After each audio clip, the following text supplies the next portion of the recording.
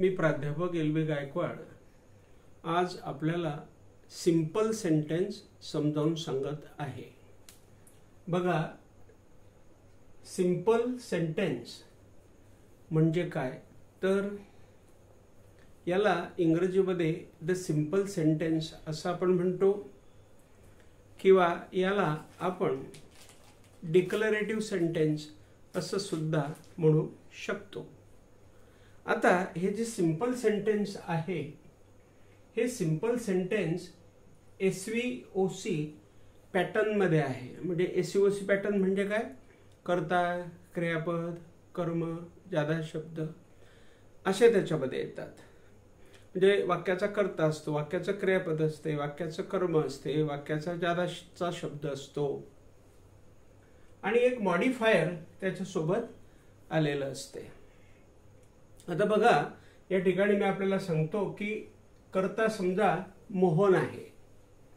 आता Mohan pledge cricket, Mohan cricket खेळतो। तर मोहन खेळतो, पण काय खेळतो तर क्रिकेट खेळतो। म्हणजे तो क्रिकेटवर काय करतो? क्रिया करतो। म्हणून हे क्रिकेट कर्म झालं, मोहन प्लेज क्रिकेट, हे साधं वाक्य झालं। आता कॉम्प्लिमेंट त्या ठिकाणी येईल। बघा, I am a happy man, I am a happy man किंवा आय एम अ मॅन। म्हणजे या ठिकाणी आय हा कर्ता आला, एम हे या ठिकाणी सहाय्यकारी क्रियापद आलं किंवा मुख्य क्रियापद आलं आणि पुढे तो एक कॉम्प्लिमेंट आलं। म्हणजे आय एम ए मॅन, मी एक माणूस आहे। म्हणजे बीच्या क्रियापदानंतर एमिजारच्या नंतर किंवा वाजवेरच्या नंतर कॉम्प्लिमेंट येत असते। I am a man, I was a good man अशी वाक्य आपण बोलू शकतो। भविष्यकाळात आपण अशी वाक्य बोलू शकतो, I shall be a good man, I will be a good man अशी वाक्य आपण बोलू शकतो। हे सिंपल सेंटेन्सेस आहेत, हे सगळे सिंपल सेंटेन्सेस आहेत। त्याच्यामध्ये ह्या सिंपल सेंटेन्समध्ये एक मॉडिफायर सुद्धा येते। बघा आता मॉडिफायर कसं आहे तर the happy cat, the happy cat म्हणजे ह्या कॅटचं मॉडिफाय, ह्या कॅटला मॉडिफाय किंवा ह्या कॅटची विशेष माहिती ह्या हॅपीने सांगितली, म्हणून हे हॅपी या ठिकाणी ह्या कॅटचं मॉडिफायर आलं। म्हणजे the happy cat is there, म्हणजे आनंदी मांजर तिथं आहे। तर हे साधं वाक्य झालं। म्हणजे साधं वाक्य म्हणजे अशा प्रकारचं वाक्य की ज्या वाक्यामध्ये फक्त SVOC हा पॅटर्न असतो आणि एक मॉडिफायर त्याच्यामध्ये असू शकते। तर अशा प्रकारे हा झाला SVOC वाक्याचा पॅटर्न। आपण हे सुद्धा बघितलं। आता हे जे सिंपल सेंटेन्स असते हे विदाउट SC असते। आता विदाउट SC म्हणजे काय? त्याच्यामध्ये सबऑर्डिनेट क्लॉज नसतो। आता सबऑर्डिनेट क्लॉज म्हणजे काय तर ह्या सिंपल सेंटेन्सवर अवलंबून असलेला एक नवीन क्लॉज, दुय्यम क्लॉज, दुसरा क्लॉज। आता आपण म्हणू I am a man because I live like a man. ह्या वाक्यामध्ये आय एम अ मॅन हे सिंपल सेंटेन्स झालं। Because I live like a man हा या ठिकाणी काय झालं तर हे या ठिकाणी सबऑर्डिनेट क्लॉज हा झाला। म्हणजे सबऑर्डिनेट क्लॉज हा कंजंक्शनने सुरू होतो आणि सिंपल सेंटेन्स हे SVOC या पॅटर्नमध्ये आपल्याला नेहमी दिसतं। म्हणून हे SVOC नेहमी विदाउट SC असतं। म्हणजे त्याच्यामध्ये सबऑर्डिनेट क्लॉज नसतो, तर त्याच्यामध्ये एक इंडिपेंडंट क्लॉज असतो, फक्त इंडिपेंडंट क्लॉज। म्हणजे आता इंडिपेंडंट क्लॉज म्हणजे काय तर एक मेन क्लॉज त्याच्यामध्ये असतो, एक प्रिन्सिपल क्लॉज त्याच्यामध्ये असतो, म्हणजे एक मुख्य वाक्य त्याच्यामध्ये असतं। पहा, I go to the market. आता I go to the market हा मेन क्लॉज आहे, हा प्रिन्सिपल क्लॉज आहे, हा इंडिपेंडंट क्लॉज आहे। कारण हा क्लॉज कोणावरही अवलंबून राहू शकत नाही। याला स्वतःचा अर्थ आहे आणि म्हणून याला इंडिपेंडंट क्लॉज म्हणण्यात आलेलं आहे.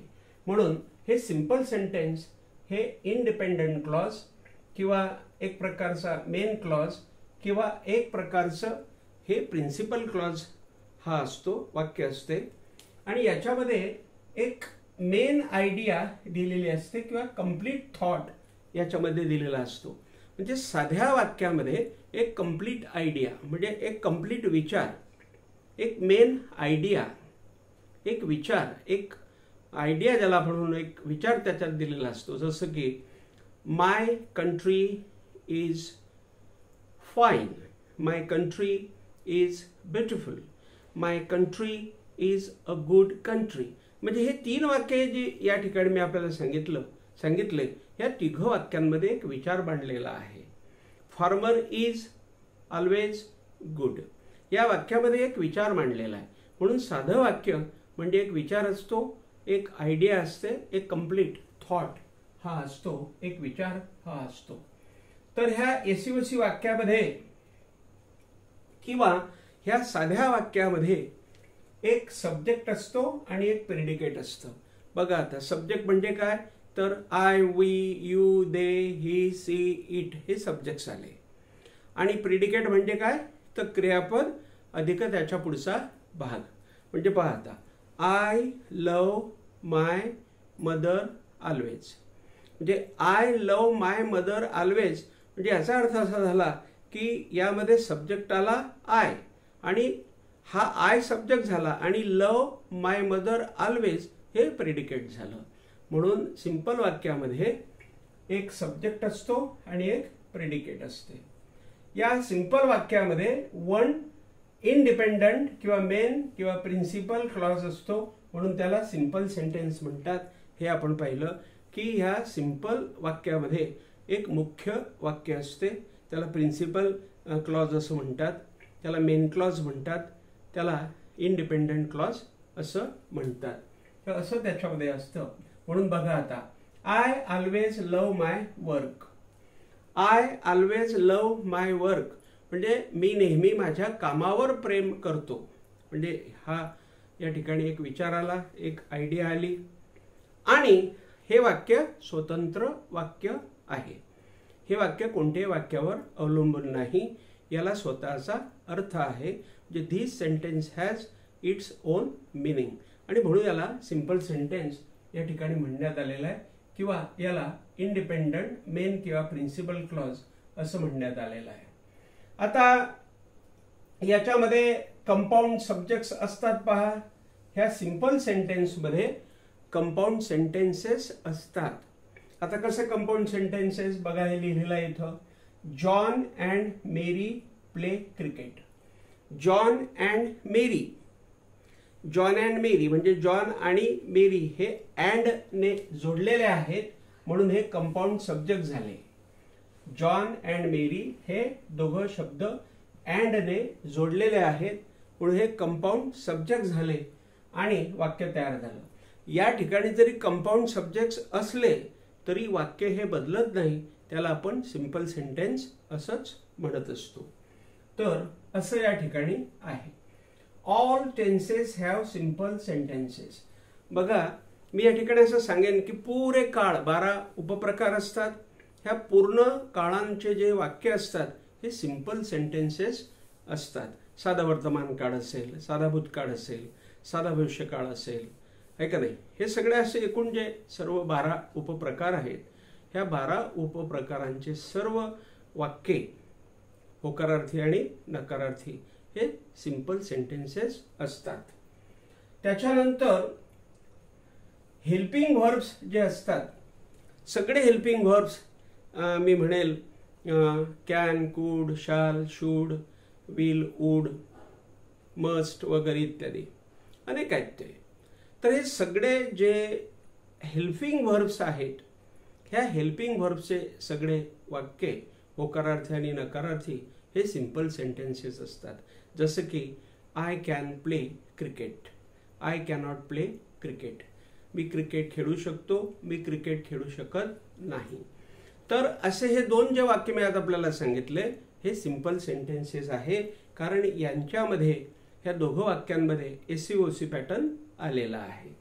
आणि म्हणून हे सगळे हेल्पिंग व्हर्ब्सचे जे वाक्य असतात ते सगळे वाक्य या ठिकाणी काय असतात, सिंपल सेंटेन्सेस असतात. ऍक्टिव्ह व्हॉइस आणि पॅसिव्ह व्हॉइस हे सिंपल सेंटेन्सेस असतात. आता आय लव्ह माय मदर, मी माझ्या आईवर प्रेम करतो. I love my mother. आणि याचा हा झाला ऍक्टिव्ह व्हॉइस. म्हणजे प्रत्येक ऍक्टिव्ह व्हॉइस हा सिंपल सेंटेन्स असतो, लक्षात ठेवा. आता आय लव्ह माय मदर म्हणजे हा ऍक्टिव्ह व्हॉइस झाला. याचा पॅसिव्ह व्हॉइस कसा होईल, माय मदर इज लव्ड बाय मी, म्हणजे माझ्याकडून माझ्या आईवर प्रेम केलं जाते. आता हे दोघंही ऍक्टिव्ह व्हॉइस आणि पॅसिव्ह व्हॉइस हे सिंपल सेंटेन्सेस आहेत. याचं निगेटिव्ह पण केलं जाईल. I do not love my mother. I do not love my mother म्हणजे माझ्या आईवर मी प्रेम करत नाही. म्हणजे my mother is not loved by me. तर माझ्या आईवर माझ्याकडून प्रेम केलं जात नाही. तर हे जे आपण या ठिकाणी बघतोय म्हणजे जे ऍक्टिव्ह व्हॉइस आहेत, जे पॅसिव्ह व्हॉइस आहेत, निगेटिव्ह आणि पॉझिटिव्ह, हे सुद्धा सिंपल सेंटेन्सेस असतात. त्याच्यानंतर या ठिकाणी कंपाऊंड व्हर्ब्स सुद्धा येतात साध्या वाक्यामध्ये. बघा, ही सिंग्स अँड डान्सेस. आता इथं सिंग्स अँड डान्सेस म्हणजे सिंग्स नावाचं क्रियापद आणि डान्सेस नावाचं क्रियापद हे दोघं अँडने जोडलेले आहेत, म्हणून यांना आपण म्हणू कंपाऊंड वर्ड्स. हे या ठिकाणी आलेले आहेत. म्हणजे काय अर्थ झाला, he sings and dances. He sings and dances म्हणजे तो गातो आणि नाचतो. तर या ठिकाणी दोन क्रियापद हे ह्या अँडने जोडलेले आहे, म्हणून यांना आपण म्हटलं कंपाऊंड वर्ब्स. इथं कंपाऊंड वर्ब जरी आलेले असले तरी ते सिंपल सेंटेन्सच आहे. तर अशा प्रकारे हा सिंपल सेंटेन्सचा जो भाग आहे तो आपण लक्षात घेतला पाहिजे. ह्या सिंपल सेंटेन्समध्ये एक कर्ता असतो की जो क्रिया करत असतो, एक क्रियापद असते की जे कर्त्याची क्रिया दाखवत असते, एक ऑब्जेक्ट असते की ज्या ऑब्जेक्टवर तो कर्ता क्रिया करत असतो, एक कॉम्प्लिमेंट असतं की जे वाक्याचा उरलेला जो भाग आहे तो पूर्ण करत असते आणि वाक्याला अर्थ लावून देत असते, एक मॉडिफायर असतं की जे मॉडिफायर त्या कर्त्याची काय सांगते, माहिती देते. जसं गुड बॉय, या बॉयची विशेष माहिती ह्या गुड शब्दाने दिली, गुड हे त्याचं मॉडिफायर झालं. तर अशा प्रकारे मी आज आपल्याला सिंपल सेंटेन्स म्हणजे काय हे सगळं या ठिकाणी आपल्याला समजावून सांगितलं की सिंपल सेंटेन्स म्हणजे काय. तर हे आपण बघू शकतात आणि ह्या नोट्सही आपण या ठिकाणी घेऊ शकतात. तर हा व्हिडिओ आपल्याला कसा वाटला, हा व्हिडिओ मला कमेंट बॉक्समध्ये सांगायचा आहे. शिवाय आपल्या मित्रमंडळींमध्ये खूप खूप हा व्हिडिओ शेअर करायचा आहे. थांबतो. Thank you very much.